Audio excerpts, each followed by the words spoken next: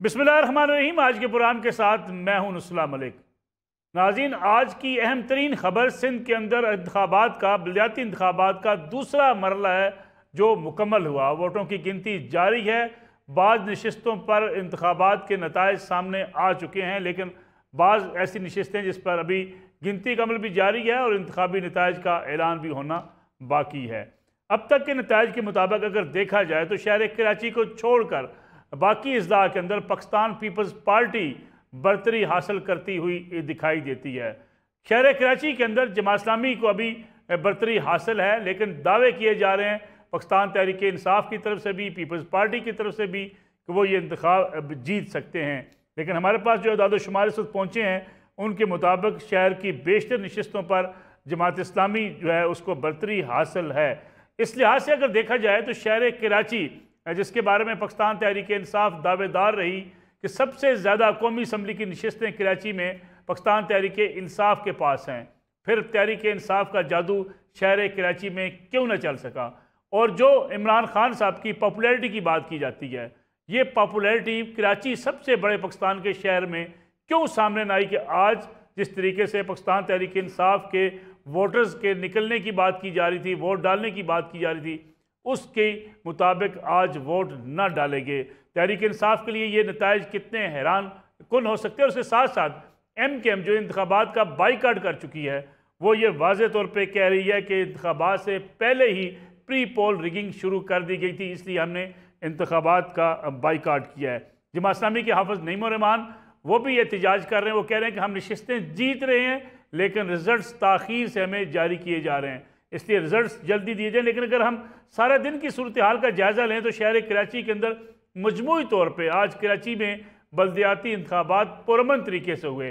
तमाम सियासी रहनुमाओं को हमने देखा, जब टेलीविज़न चैनल्स पर उनसे पूछा गया कि कराची के हालात या कराची के अंदर जो लॉ एंड ऑर्डर की सिचुएशन थी वो कैसी रही, तो मजमूई तौर पर यही जवाब मिला कि कराची में आज पुरअमन इंतखाबात हुए हैं।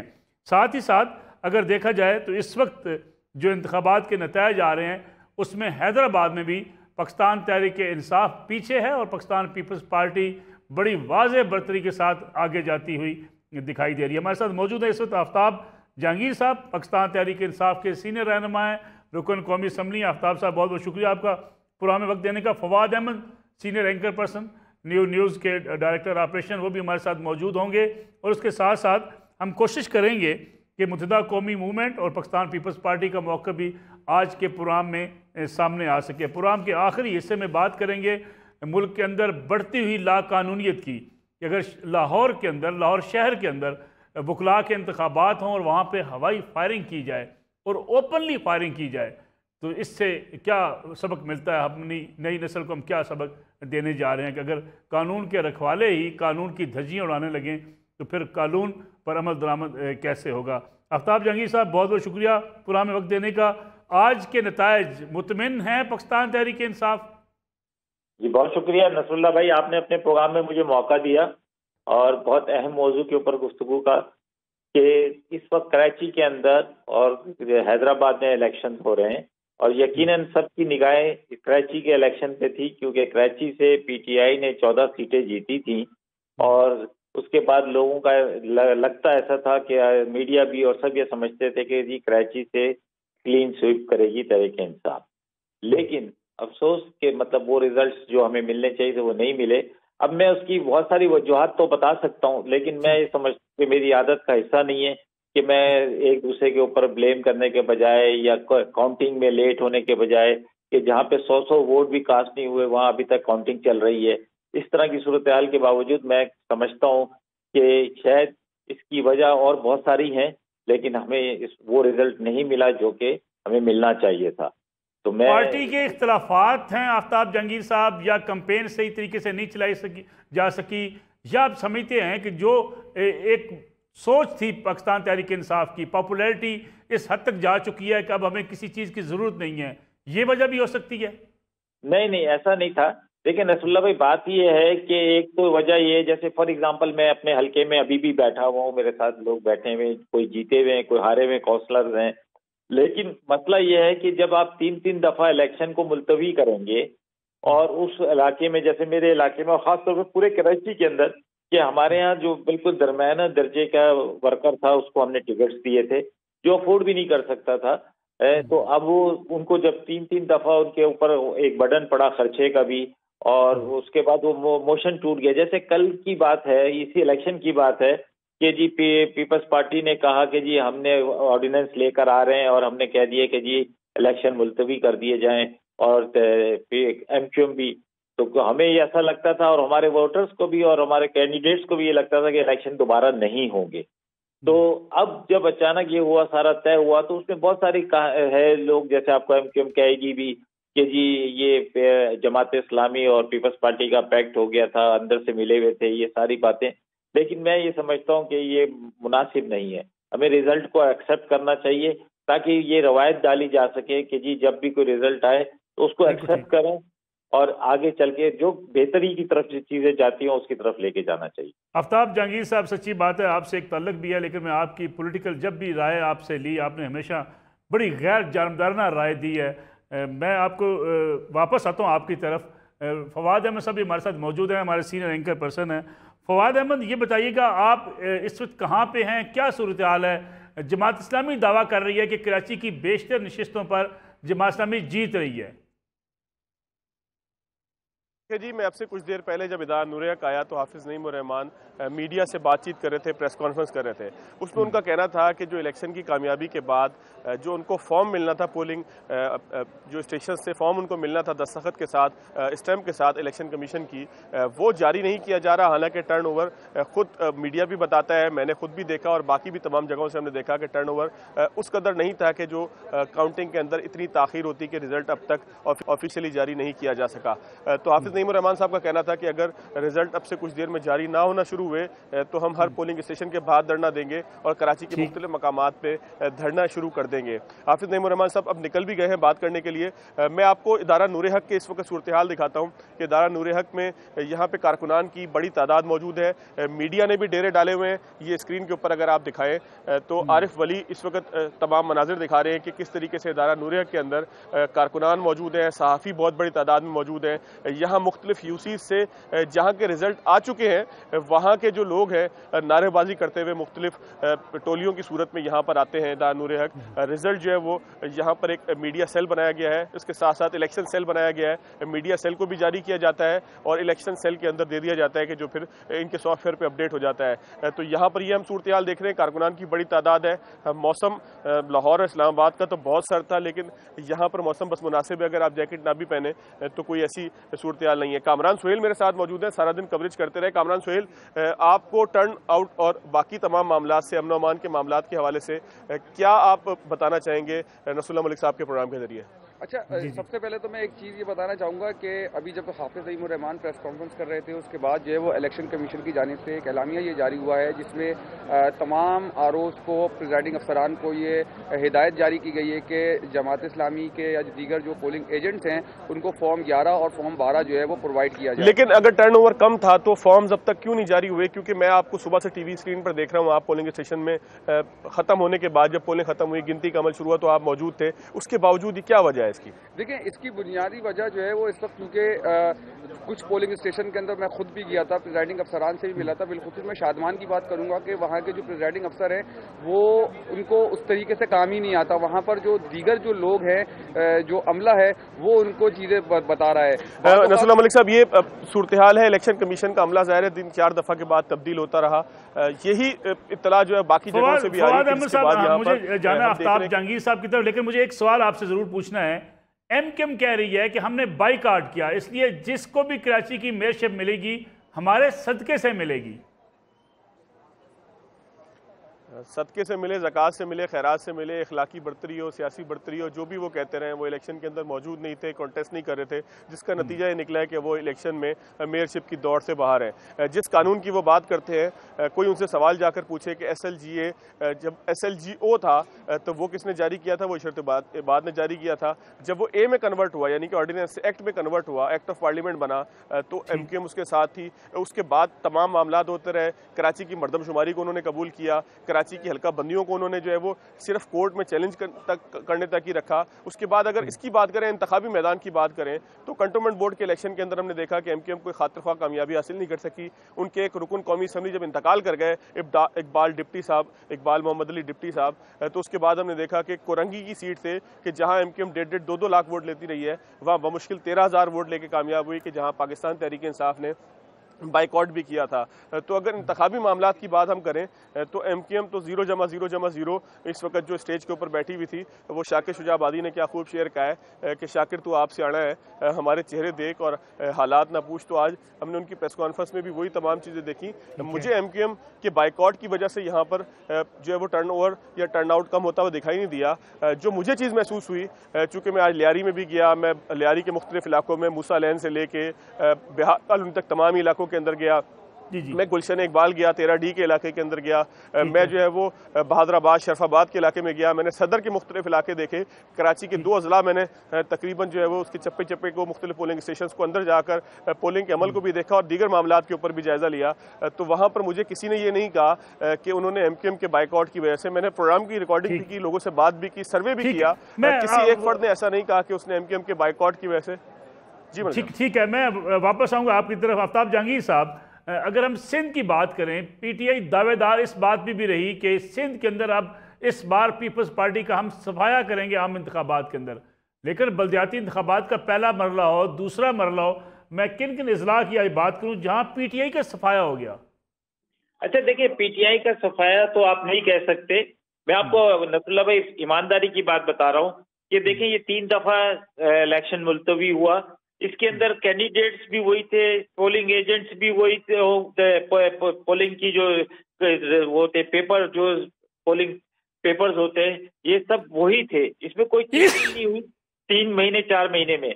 और फिर कल आपने ये देखा होगा कि एक गाड़ी, इलेक्शन कमीशन की गाड़ी से बैग निकाले गए और वो स्कूटरों पे लेके लोग जा रहे थे। तो ये सारी चीजें भी मौजूद थी। मैं इसकी बात नहीं कर रहा, ना करता हूँ कि मैं फिर ये कोई ब्लेम डालने के लिए कि जी धांधली हुई है, ये हुई है, लेकिन मसला ये है कि आप एक चीज को देखें कि मैं अपने हलके में था, मैं वहां पर गया तो मैंने देखा जी, अगर मेरे पोलिंग बूथ, वो पोलिंग के जो कैंप्स वगैरह लगे हुए थे, वहां पर अगर लोगों का रश मौजूद है तो उसके मुकाबले में मैंने दूसरे लोगों को भी देखा कि वहां पर भी मौजूद थे लोग, लेकिन उस तरह नहीं थे। और बड़े मतलब एक अजीब सी बात है कि जहां पर लगता था कि हम बहुत कंफर्मली जीत जाएंगे और बहुत थोड़े वहां पे पता चल रहा है कि जी पीपल्स पार्टी के लोग जीत रहे हैं, उधर वो पोलिंग हो रही है। तो मैं हैरान था कि मतलब एक चीज नजर नहीं आ रही, उनके कैंप से नजर नहीं आ रही, वाजे नहीं हो रही, लेकिन अंदर से जब रिजल्ट निकलता है तो वो जीते हुए, उसकी कोई भी वजह हो तो। लेकिन मैं ये समझता हूँ कि अगर हमने इन सारी चीजों के बावजूद भी आज इतने 75 साल के बाद भी अगर हम अपने इंतखाबी निज़ाम को सही नहीं कर सकते, उसके ऊपर क्वेश्चन मार्क हो, तो फिर मैं समझता हूं कि पाकिस्तान के अंदर आगे चलकर भी बड़ा मुश्किल होगा जमहूरी निज़ाम को मुस्तहकम करना। जमात इस्लामी की कराची में वापसी या हाफिज नईमुर रहमान साहब की इंतखाबी मुहिम, आप समझते हैं जमात इस्लामी को उसका फायदा पहुंचा है? अच्छा देखें, एक चीज मैं आपको बताऊं कि जमात इस्लामी का एक मसला ये है कि जमात इस्लामी एक मुनज़्ज़म जमात है और मेरे तो दोस्त हैं सारे, हाफिज नईमुर रहमान साहब भी मेरे दोस्त हैं, कल मेयर बनेंगे, मैं उन्हें मुबारकबाद देने भी जाऊंगा। लेकिन ये कि मैं वो मुनज़्ज़म भी हैं और वो समझते हैं, लेकिन क्योंकि जो कुछ उन्होंने बज़ाहिर नजर आ रहा था उसके पीछे भी कुछ वजूहात थी कि जैसे उन्होंने जब एहतजाज किया तो फिर पीपल्स पार्टी के साथ मुआहिदा भी किया, अब वो क्या मुआहिदा था वो सामने नहीं आया, समझे ना। तो अगर ये बहुत सारी चीजें, और इस बात पे वो भी एग्री हैं, हम भी एग्री थे कि जी डिलिमिटेशन जो है पोलिंग, आप यकीन करें कि मैं आपको नसरुल्लाह भाई अगर आप कहेंगे तो मैं आपको पूरी पोलिंग शीट भेज दूंगा कि लोग जो है कि यहाँ पर रहते हैं और वोट उनका कहीं और है। अब मुझे समझ नहीं आती कि कराची में ही अगर वो पंजाब या KP के भेज दें तो हम समझते हैं कि भाई शायद इन्होंने जो मुस्तकिल पते के ऊपर भेज दिए, लेकिन कराची के ही पता, दोनों दफा इधर 2018 में भी इधर ही वोट डाले और उसके बाद जब वहां जा रहे हैं तो लोगों के वोट ही नहीं है, किसी का किमाड़े में भेज दिए, किसी का कहीं भेज दिए, किसी का दूसरे पोलिंग स्टेशन में भेज दिया। अब वो बेचारे बार बार आए बार बार जाएं, तो उसके बाद तो बस बहुत कम लोगों के अंदर हिम्मत होती है, कोई मकसद होता है तो उसके लिए वो फिर 10-10 जगह जाते हैं, वरना तो 1-2 चक्कर के बाद कहते हैं भाई दफा करो, घर बैठ जाते हैं, समझे ना। आफ्ताब साहब, आपने भी कहीं जाना है, आपका टाइम आज बड़ा कीमती है। आखिरी कमेंट आपसे चाहूँगा मैं, हाफिज नईमुर-रहमान साहब की कोशिश, मेहनत हमने देखा मीडिया के ऊपर, सोशल मीडिया पर हमने लोगों से पूछा, लोगों ने कहा उन्होंने स्ट्रगल बड़ी की है। आप समझते हैं स्ट्रगल की है? देखें, मैंने आपको जैसे बताया कि जमात इस्लामी एक नज़म जमात है और वो जमाने से कराची में, और हाफिज नईमुर-रहमान साहब की एक शख्सियत भी मौजूद है, इसमें कोई दो राय नहीं है और उन्होंने मुसलसल वो ग्राउंड पे भी नजर आए। लेकिन देखें, अभी जब जनरल इलेक्शन होता है तो आप उसके अंदर देख लें कि कराची से सिर्फ एक MPA की सीट जीती है जमात इस्लामी, जबकि वो हम सबसे बहुत ज्यादा मुनज़्ज़म है। और इस वक्त हालत ये थी नसरुल्लाह भाई कि हमें लोग कहते थे यार आफ्ताब भाई आपको आने की भी जरूरत नहीं है, तो आप लोग तो पहले ही PTI को हमने तय किया हुआ कि हमने वोट देना है, पहले भी दिया था आपको, अभी भी देंगे। लेकिन जब रिजल्ट आता है तो फिर पता चलता है कि जी 300, 400 के वोट पड़ रहे हैं, 200 के वोट पड़ रहे हैं, 2 वोट से। अभी आप हैरान हो गए। एक लास्ट बात करके मैं अपनी बात को खत्म कर रहा हूँ। यहाँ पर एक बड़ा अच्छा एक तबका रहता है, पढ़ा लिखा तबका है मेरे हल्के के अंदर। आप हैरान हो गए कि उसके अंदर जीतने वाले को टोटल 30 वोट मिले और हारने वाले को 28 वोट मिले। अब आप मुझे बताएं, ठीक, जिस रिजल्ट, जिस इलेक्शन का ये सूरत हाल हो, वो क्या नुमाइंदगी करे। आफ्ताब जंगी साहब, बहुत बहुत शुक्रिया आपका प्रोग्राम में वक्त देने का। प्रोग्राम एक ब्रेक का वक्त हुआ है, वापस आएंगे फिर आपको लिए चलेंगे कराची, लेटेस्ट सूरत हाल से, वहाँ से आपको आगाह करेंगे कि इस वक्त कराची के अंदर जो रिजल्ट्स अब तक आ चुके हैं वो क्या हैं, और रात तक जब रिजल्ट मुकम्मल होंगे तो किसकी बरतरी आती हुई दिखाई देती है। इस पर बात करेंगे ब्रेक के बाद।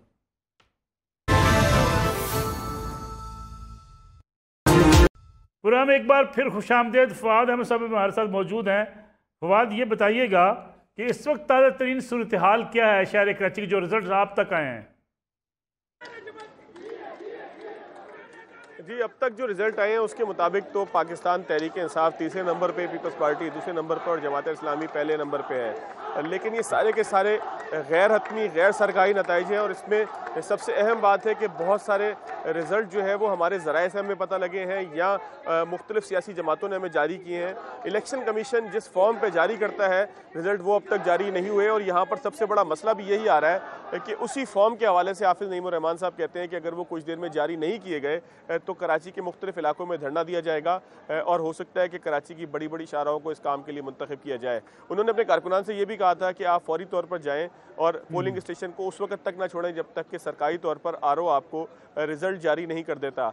यहाँ पर जो सूरत हाल है इदारा नुरक की, इस तरह से मैंने पहले भी कहा कि यहाँ मुख्तलिफ यूसीज जहाँ पर रिजल्ट जारी हो जाता है वो लोग यहाँ पर आते हैं और आने के बाद नारेबाजी करते हुए यहाँ हार पहनकर और मुबारकबाद का और मिठाई का टोकरा लिए हुए यहाँ पर जो आते हैं। शहर की अगर मजमूई सूरत हाल की बात करें तो नसरुल्लाह मलिक साहब, आज जो सारा दिन सबसे अहम बात थी वो ये थी कि शहर में पोलिंग ख़त्म होने तक यानी कि 5 बजे तक कोई बड़ा नाखुशगवार वाक़या नहीं हुआ कि जिसमें किसी को चोट लगी हो या कोई जो है वो शदीद ज़ख्मी हालत में हो या खुदा न खास्ता किसी कोई अपनी जान की बाजी हार गया हो। वरना कराची में तो हमने देखा है कि ज़िमनी इंतखाबात में भी 12 से 15 लोग औसत के हिसाब से जो है वो अपनी जान की बाजी हारते रहे हैं। यहाँ पर फायरिंग होना मामूल की बात है और बल्दियाती इंतखाबात में तो पूरे पाकिस्तान में बल्दियातियों या कौमी सूबाई असम्बली के इंतखाबात में हमने देखा है कि असलहे का इस्तेमाल होता है, लाठियों का, गोलियों का, डंडों का इस्तेमाल होता है। लेकिन आज कराची में हालांकि रेंजर्स उस तरीके से सड़कों के ऊपर मौजूद नहीं थी कि आप कहें कि रेंजर्स के ज़िम्मे सिक्योरिटी के जो फ़राइज़ हैं। आज जो है वो पुलिस ने तमाम काम किया है। पुलिस पोलिंग स्टेशन के अंदर भी मौजूद थी, बाहर भी मौजूद थी, बहुत मुनासिब तादाद में मौजूद थी, 4-4, 6-6 पुलिस वाले। लेकिन टर्न आउट की अगर हम बात करें तो टर्न आउट के हवाले से जो बार बार तनकीद की जा रही है या ये अजूम किया जा रहा है कि ये शायद MQM के बाइकआउट की वजह से, तो ऐसा बिल्कुल नहीं था। क्योंकि जिन इलाकों के अंदर हम लोगों से बात की, लोगों ने अपने मुख्तलिफ मसाइल बताए। किसी ने कहा कि हम इस निज़ाम के ऊपर जो हमें डिलीवर करने से कासिर है उसके ऊपर अदम एतमाद का इजहार करते हुए वोट डालने के लिए नहीं जा रहे। और कुछ लोगों ने यह कहा कि बार बार जब इंतखाबात मुलतवी हुए और कल रात तक एक ऑर्डिनेंस सोशल मीडिया के ऊपर और सहाफ़ती हलकों के अंदर घूमता रहा कि जिसके अंदर इंतखाबात को रोकने के लिए सिंध हुकूमत का एक फ़ैसला ऑर्डिनेंस की सूरत में आता, तो इस गैर यकीनी सूरत हाल की वजह से कहा यह जा रहा है कि लोग जो है वो आज सुबह निकलने में कुछ जो है वो कशमकश का शिकार थे कि उन्हें निकलना चाहिए या नहीं निकलना चाहिए। लेकिन मजबूत तौर पर अगर आप बड़ा बुनियादी सवाल मैं आपसे पूछना चाहूँगा, मैं जितने PTI सर्वे जो है वो शेयर करती है और कहती है कि सर्वेज के मुताबिक पाकिस्तान तहरीक इंसाफ मुल्क भर में 80% से ज़ायद जो है वो मकबूलियत रखती है, साथ ही साथ ये भी दावा किया जा रहा है कि अगले इलेक्शन में, अगले आम इंतखाबात में इमरान खान साहब 2/3 अक्सरियत के करीब पहुंच चुके हैं। बड़े शहरों में तो वो स्वीप करेंगे, सिंध के अंदर भी वो इलेक्शन जीतेंगे। लेकिन आज के रिजल्ट्स जो हमारे सामने हैं, अंदरूनी सिंध के तमाम शहरों में, हैदराबाद में PTI का सफाया है, कराची शहर के अंदर आप बता रहे हैं तीसरे नंबर पर है, तो ये मकबूलियत कहाँ पे है फिर? अच्छा, अभी कुछ देर पहले आफ्ताब जहांगीर साहब थे, उनका दावा था कि शायद कोई धांधली का मामला हुआ हो, एक जीतने वाले को अगर 200 वोट है तो हारने वाले को जो है वो 30 वोट कैसे पड़े। नसरुल्लाह मलिक साहब, कराची का ज़िला जनूबी और ज़िला शर्की शहरी इलाके हैं, ज़िला बस्ती जो है वो शहरी इलाका है। मैंने वहाँ के बहुत से पोलिंग स्टेशन को खुद देखा कि जहाँ पर पोलिंग एक बूथ से अगर निकल ही 150-200 वोट रहे हैं तो उसमें धांधली के कौन से वोट थे। धांधली की तो फिर कोई लिमिट नहीं होती। अगर वहाँ से आपको सारा दिन रश ना होने के बावजूद नजर आए कि 1000 वोट निकल आए तो हर बंदा सवाल करेगा कि ये लोग कहाँ थे, कब आए। तो पाकिस्तान तहरीक इंसाफ को मैं समझता हूँ कि एक बहुत बड़ा झटका लगा है। लेकिन कराची के अंदर अगर आप सर्वेस की बात करें तो उन सर्वेस के अंदर भी तहरीक इंसाफ की उतनी ही मकबूलियत थी कि जो आज हमें पोलिंग के बाद रिजल्ट की सूरत में नजर आती है। कराची से तहरीक इंसाफ को 14 सीटें मिली थी, जिसके बाद कराची के लोग ये तवक्का करते थे कि इमरान खान साहब यहाँ पर वक्त देंगे। उन्होंने 1100 अरब का एक लॉलीपॉप नुमा पैकेज तो दिया, लेकिन कराची में अपने 3.5 साल इक़्तिदार के दौर में वो एक रात भी यहाँ पर नहीं रुके। वो सुबह आते थे हेलीकॉप्टर या जहाज़ के ऊपर, गवर्नर हाउस उतरने के बाद इमरान इस्माइल साहब के साथ कुछ मुलाकातें करने के बाद वापस उसी रात उसी दिन चले जाया करते थे। तो ज़ाहिर है कि लोग तमाम बातों ठट्ठा सजावल और बदीन में क्या हुआ फवाद साहब? देखें जी, अगर तमाम जगहों की बात करें तो इसको माजी के अगर अंदर देखें आप, दीगर इंतखाबात में आप देखें तो यहाँ पर PTI तो दावा करती है कि वो तमाम जगहों पर मौजूद है। हम तो ये बासानी कह सकते हैं कि सैलाब ने भी पाकिस्तान पीपल्स पार्टी की मकबूलियत को इन इलाकों से कम नहीं किया। हालांकि जिन इलाकों की ये बात हो रही है, ख़ास तौर पर अगर दादू की बात करें, मटियारी के कुछ इलाकों की बात करें, ठट्टा की बात करें, हम जो है वो हैदराबाद के कुछ इलाकों की बात करें तो वो सैलाब से मुतासिर थे या सैलाब आने का वहाँ पर ख़तरा था। लेकिन उसके बावजूद भी पाकिस्तान पीपल्स पार्टी की मकबूलियत जो है वो कम होने के बजाय बढ़ी है। बल्कि आपको एक बहुत एक हैरतनाक सूरत हाल जो मेरे लिए भी हैरतनाक थी कि हैदराबाद के अंदर जहाँ पर जो है वो तहरीक इंसाफ की जीत यकीनी नज़र आती थी, जिन पोश इलाकों से कि जहाँ पर माजी में उन्होंने 80-80, 90-90 हज़ार वोट आम इंतखाबात में लिए, वहाँ की UC लतीफ़ाबाद नंबर 6 की वो जमात इस्लामी के हाथों हार गए हैं कि जिसने तवील अरसे से हैदराबाद में किसी इंतखाबी कामयाबी का मुँह नहीं देखा। तो इसका मतलब यही है कि पाकिस्तान तहरीक इंसाफ को हजीमत का सामना है, बहुत बड़ी शिकस्त का सामना है, बहुत बड़ी इंतखाबी पसपाई का सामना है। और उस तमाम मकबूलियत के जो दावे हैं जो हम सड़कों पर भी देखते हैं कि लोग करते फिरते हैं, या तो लोग जो है वो पाकिस्तान तहरीक इंसाफ की मकामी क़यादत से इस कदर नाराज़ और नाला थे कि जो 14 सीटें जीतने के बाद भी अपने हलकों के अंदर नज़र नहीं आए। अगर कराची की बात हम करें, कराची के नताइज की बात करें तो बल्दिया टाउन के उस इलेक्शन को हम नहीं भूल सकते कि जहाँ से फैसल वाडा साहब ने वज़ीर आज़म शहबाज शरीफ को हराया था, जो कि बाद में वज़ीर आला जो है वो पंजाब के उम्मीदवार थे। उनको जिस हलके से हराया था वहाँ पर तहरीक इंसाफ 5वें नंबर पर थी। पहले नंबर पर जो है वो वहाँ पर पाकिस्तान पीपल्स पार्टी के कादिर मंदूखेल थे, दूसरे नंबर पर मिफ्ता इस्माइल थे, यहाँ तक कि तहरीक लब्बैक के वोट भी उनसे ज़्यादा थे। तो ऐसी सूरत हाल के अंदर कराची के इंतखाबी मामलात की अगर हम बात करें तो ये तमाम की तमाम जिम्मेदारी उन लोगों की होती है कि जिनको जो है वो तंजीम चलाना होती है। लेकिन यहाँ पर तहरीक इंसाफ कल के दिन तक, कल की रात तक मुझे इंटरप्ट करना है कि इस वक्त रेहान हाशमी साहब मुत्तहिदा कौमी मूवमेंट पाकिस्तान के सीनियर रहनुमा हमारे साथ मौजूद है। रेहान हाशमी साहब, MKM पाकिस्तान का फैसला दुरुस्त या गलत? आज चूंकि इंतखाबात हो गए, लोगों ने वोट भी डाल दिए, कराची का मेयर भी मुंतखब होने जा रहा है, MKM कराची की बल्दियाती सियासत से आउट हो गई। बिस्मिल्लाहिर्रहमानिर्रहीम। देखें, कारकुनान और जिम्मेदारान की सतह पर हम तमाम लोग MKM के फैसले से मुत्तफिक हैं। उसकी वजह यह है कि यूजुअल जो टर्न आउट होता है वो 45 to 55% होता है मेन इलेक्शन के अंदर, और इस बार अगर आपके पास यकीनन वो शुमारियात मौजूद होगी जो कि तकरीबन 8% के लगभग टर्न आउट दिखा रहा है। तो इसका मतलब ये हुआ कि अवाम ने इस इंतखाबात के हवाले से MKM के बाइकआउट को, खासतौर पर अर्बन एरियाज में उसको फॉलो किया है। क्या इस टर्न आउट से आने वाला कोई भी मेयर हो, क्या वो हकीकी नुमाइंदा कहलाएगा? क्या वो बेख्तियारी का 4 साल गुजारेगा और कराची की अवाम उस बेख्तियारी में सिसकती और बिलकती रहेगी? तो ये सवालात तो पैदा होते हैं इसमें। लेकिन रेहान हाशमी साहब, सियासतदान का काम इंतखाबात से बाइकाट करना नहीं होता। आपने माजी में भी बाइकाट किया जिसका आपने नुकसान उठाया। एमकेएम हमेशा ये समझती रही कि बाइकाट का उन्हें नुकसान हुआ है, फिर आज क्या फ़ायदा हुआ? देखिए, हमें ये फायदा जरूर हुआ कि लोगों के इस बड़े पैमाने पे वोट ना देकर और जो पैटर्न सेट हुआ है उससे हमें कम से कम अंदाजा हो गया, और तज्जियाकार आप भी हैं, आपको भी इस बात का अंदाजा हो गया होगा, इदराक हो गया होगा। हमारा मौक़िफ़ जो कि पूरी तमाम पॉलिटिकल पार्टीज दोहरा रही हैं, वो चाहे वो डिलिमिटेशन के हवाले से हो, चाहे वो लोकल बॉडीज के एम्पावरमेंट के हवाले से हो, तो ये मुअत्तल ज़्यादा तातुल ज़्यादा इंतखाबात जो हुए हैं 2.5 साल के बाद, जो कि 120 दिन के अंदर हो जाने चाहिए थे, और इसके अंदर जो कानूनी फ्लॉज हैं, इसके हवाले से तमाम पॉलिटिकल पार्टीज एमकेएम के बयानिए को ही रिपीट करती आ रही हैं। सब मुत्तफिक हैं, हत्ता के पीपल्स पार्टी भी मुत्तफिक है, लेकिन उसी उसी उसी कानून के तहत उन्होंने इंतखाबात में भी हिस्सा लिए। मैं ये बताता चलूं कि हमने जब इंतखाबात में हिस्सा नहीं लिया था तो जमात इस्लामी के मेयर आए थे, और जिस टर्न आउट से आए थे वो आपके सामने मौजूद है, और उसके साथ पीपल्स पार्टी ने डिप्टी मेयर लेकर आए थे। तो उसके बाद फिर आपने देखा कि एमकेएम का दोबारा मेयर आया, और जिस तरह डिलीवरी नहीं हुई और जिस तरह जो मामलात थे उसके बाद या डिलीवरी हुई भी, बहरहाल एमकेएम का अगले दफा में मेयर आया। मैं समझता हूँ कि अगर फर्ज करें बाइकआउट अगर गैर जमहूरी अमल होता, अनडेमोक्रेटिक अमल होता, तो बाइकआउट का ऑप्शन ही नहीं होता। ये एक टैक्टिस जरूर है हमारी, और मैं समझता हूँ कि हमारा बाइकआउट करना मुनासिब था, जिससे कम अज कम जो मौजूदा सूरत हाल है वो मजीद वाज़े हो गई है।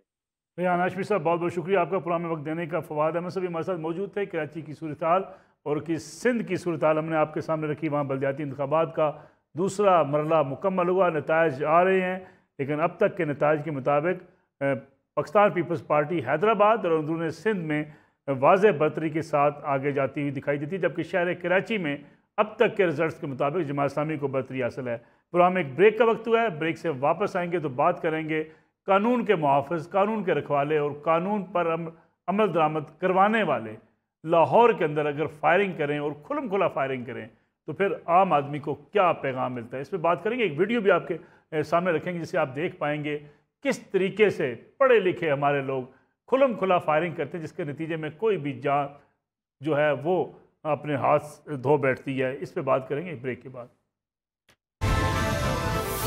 ये वीडियो जो आपने देखी ये कश्मीर या फ़लस्तीन की नहीं, ना ही किसी मैदान जंग की है, बल्कि ये वीडियो है शहर लाहौर की, जहाँ वकला के इंतखाबात हुए और इंतखाबात जीतने की खुशी में हवाई फायरिंग की जा रही है। और हवाई फायरिंग भी ऐसी कि ऐसे ख़तरनाक मनाजर आपने कम देखे होंगे। कानून के रखवाले, कानून को प्रमोट करने वाले, कानून का दिफा करने वाले अगर कानून की धज्जियाँ उड़ाएंगे तो हम अपनी नई नस्ल को क्या पैगाम देंगे।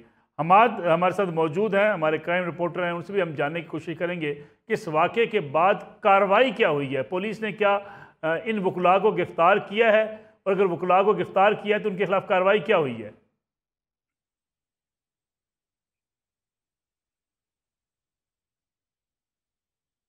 जी हमाद, आपको मेरी आवाज़ आ रही है? जी जी। हमाद, कोई लोग पकड़े गए हैं इस फायरिंग में मुलव्वस? बड़ी बदकिस्मती है जी, जब भी वकला बरादरी के इलेक्शन होते हैं इसी तरह फायरिंग के वाक़यात रूनमा होते हैं, लेकिन इस मौके पर पुलिस बेबस दिखाई देती है। गुज़िश्ता रोज़ जब ये फायरिंग का वाक़या पेश आता है और एक शख्स नहीं कर रहा बल्कि ये वकला बरादरी है जो यूनिफॉर्म में फायरिंग कर रहे हैं, इन वीडियोज ने दिल हिला कर रख दिया है। जब कानून की बालादस्ती की जंग लड़ने वाले ये गैर कानूनी इकदाम उठाएंगे तो किसी तो ये जो कानून है ये नहीं पढ़ा सकते। ये वीडियोस पाकिस्तान के हालात की अक्कासी भी करती हैं कि ये जो वीडियोस हवाई फायरिंग के वाक़यात रूनमा हो रहे हैं, इसमें आप देख सकते हैं कि किस तरह दीदा दिलेरी के साथ कानून की हुक्मरानी और हुकूमत। कोई गिरफ्तार किया गया हमारे अभी तक? जी बिल्कुल, पुलिस की तरफ से दावा किया गया है कि 2 अफराद को गिरफ्तार कर लिया, और जिन 2 अफराद को गिरफ्तार किया है मौके से गिरफ्तार किया है, उन्होंने यूनिफॉर्म नहीं पहना हुआ। यूनिफॉर्म पहने दर्जनों वकला हैं जिन्होंने फायरिंग की, और बड़ी से बड़ी गन के साथ फायरिंग की, छोटी से छोटी पिस्टल के साथ भी फायरिंग की, लेकिन पुलिस की तरफ से सिर्फ 2 अफराद को गिरफ्तार करने का दावा किया गया जिन्होंने यूनिफॉर्म नहीं पहना हुआ। ये वो हालात हैं जो एक ताकतवर तबकों को हम देखते हैं कि वो कानून की धज्जियां बिखेर रहे हैं। हमाद अज़हर, बहुत बहुत शुक्रिया आपका। इस बुरी खबर के बाद एक अच्छी खबर, वो खबर ये कि वतन से मोहब्बत को प्रमोट करना आपकी और मेरी, हम सब की जिम्मेदारी है।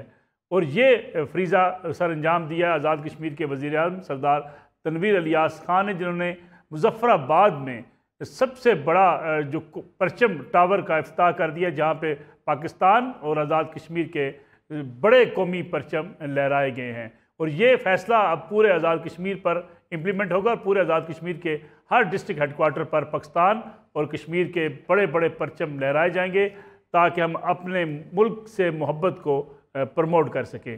नाज़रीन, ये आज का प्रोग्राम था। इंशाल्लाह कल आपकी खिदमत में दोबारा हाज़िर होंगे। इजाज़त दीजिए। अल्लाह हाफ़िज़।